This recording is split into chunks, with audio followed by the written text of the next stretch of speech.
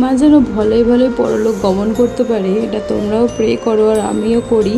যা কষ্ট পাচ্ছে যে কিছু বলারই নাই। তোমরা যদি নিজের চোখে দেখো মানুষটাকে, চোখ থেকে জল বেরিয়ে আসবে। শরীরে কিচ্ছু নেই, শুধু কঙ্কালগুলো জেগে উঠেছে। এরকম সত্যি বলতে আমি নিজের জীবনে প্রথম এরকম একটা মানুষ দেখলাম যে এতটা এতটা কষ্ট পাচ্ছে, শরীরে কিচ্ছু নেই। আগে একটা ইউটিউব ভিডিওতে দেখেছিলাম শর্টে, যে বয়স্ক মানুষ পুরো কঙ্কাল হয়ে আছে। আমি এই বড় মাকে আজ থেকে না, সেই জন্মের পর থেকে যবে থেকে দেখছি, সত্যি বলতে খুব ভয় পেতাম, সত্যি খুব ভয় পেতাম। এখন পাই না, কারণ ওই সেই সেই যে একটা মা করাত্ম ভাব মনের মধ্যে, একটা রাগী রাগী সেই জিনিসটা নেই। আর আমার মানে বড় হয়েছিল, বুঝতে শিখেছি, সেই জিনিসটা এখন নেই, তাই ভয় পাই না। কিন্তু সত্যি বলতে আমি অনেক বড় পর্যন্ত আমি ভয় পেয়েছি। আজ থেকে 5 বছর হলো রিসেন্ট আমি ওনাকে ভয় পাই না, কারণ ওনার সেই কড়া ভাবটা আর এখন নেই।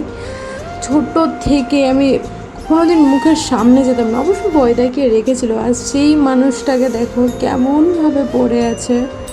সত্যিই বলছি, চোখ থেকে জল গড়িয়ে আসছে আমার ভয়েসটা দিতে গিয়েও। আর ওখানে গিয়ে দেখে তো আমি সত্যি মানে কি বলবো, যেদিন প্রথম দিন দেখেছিলাম, মানে যেদিন হয়ে যাবে এরকম একটা অবস্থা ছিল, সেদিন দেখে তাও মনে হচ্ছিল যে না, মানে কিছু হয়ে যাবে এই ভেবে চোখ থেকে জল আসছিল। বাট এখন মনে হচ্ছে যে না, উনি চলে গেলে হয়তো বা ভালো থাকবেন। এক সাইডে থেকে থেকে পায়ের সাইডে ঘা হয়ে গেছে, আর যেহেতু সুরসুর করছে, অটোমেটিক ফুটে দিচ্ছে, রক্ত বেরিয়ে যাচ্ছে। সত্যি বলছি এতটা কষ্ট পাচ্ছে কি বলবো।